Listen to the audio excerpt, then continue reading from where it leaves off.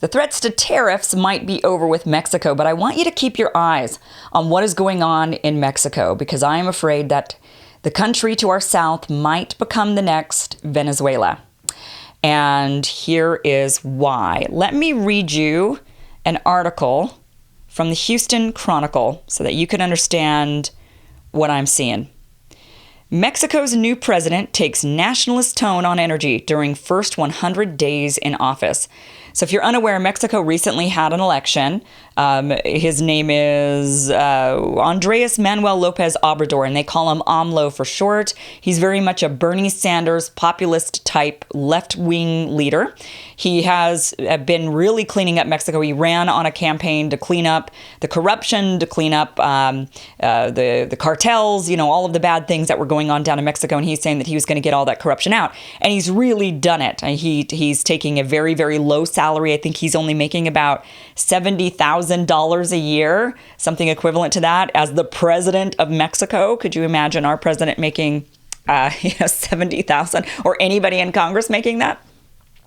He has sold off the planes that he said were too fancy. He has he's done a lot in order to say, look, there's just too much wealth and things are absurd at the high levels, and we need to take care of the Mexican people. He very much ran on that campaign, and it was projected that he was going to win. So I've been following him in this campaign for a couple of years, because actually, even though he just took office in December, it was projected that he was going to be winning for quite a while.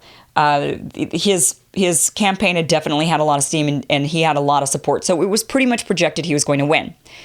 So that is why this is all very important to pay attention to, knowing that background, okay, about this guy who's now in office. And when he won, my immediate thought was, oh no, what's going to happen to this guy? Because this guy is looking to transform Mexico, and he's going to have a lot of enemies in the process.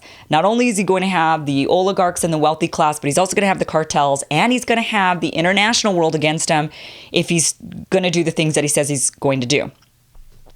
So let's continue on with this article. Now, this article was written in March, but I'm bringing this up now because of the recent rhetoric and talk of tariffs and all that stuff that was going on that is now apparently ended. But I just want us to all keep our eyes on Mexico. Keep our eyes on Mexico, because they are at risk of becoming the next Venezuela. Here's the rest of this article.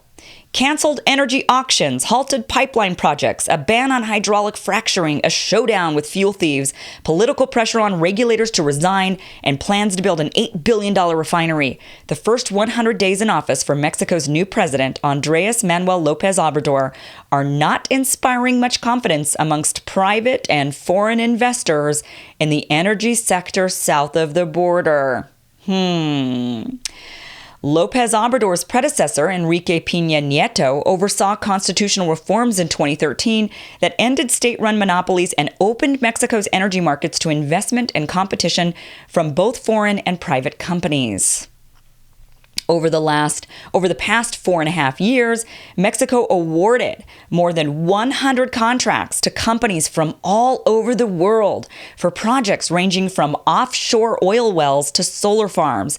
Also, as part of those reforms, a number of foreign and private companies opened gas stations throughout Mexico to sell fuel from international brands such as Arco, Chevron, Exxon, Sunoco, BP, and Shell, among others.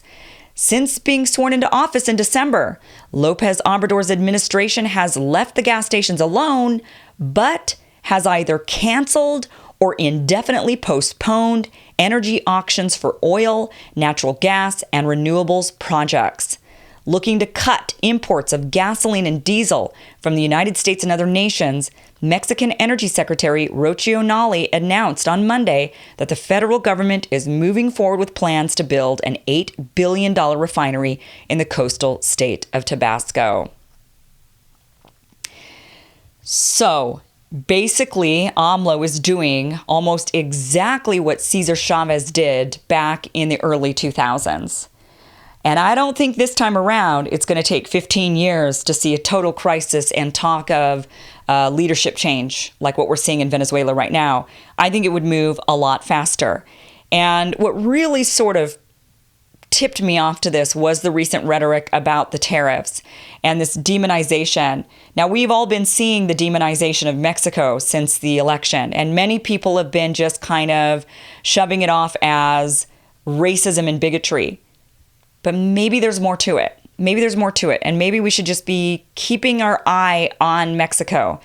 Just keep our eyes open and kind of understand a little bit more about what's really deeper here. Maybe it's not just about racism and bigotry and, oh, we don't like brown people, but maybe that demonization is happening for a reason. Maybe there are, as we've seen in the past with various other different nations, there's other stuff going on that is allowing this rhetoric and this narrative to fester. And that is really what I kind of wanted to bring to your attention. There's really nothing more to it at this point than that.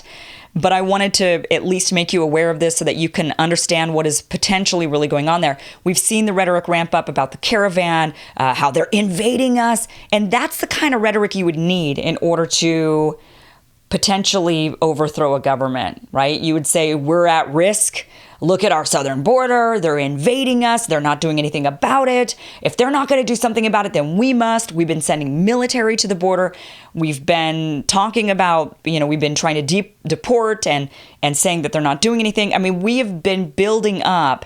When you really start to piece it all together, it's like the perfect narrative to set up a situation where if AMLO goes down this path, and if it does actually harm these private and foreign companies from really making their money and investing in Mexico and the oil that Mexico has, I think we're really starting to see how we've set up this narrative in a way that it would gain a lot of support from a lot of Americans to do something about terrible Mexico and what they're doing to us.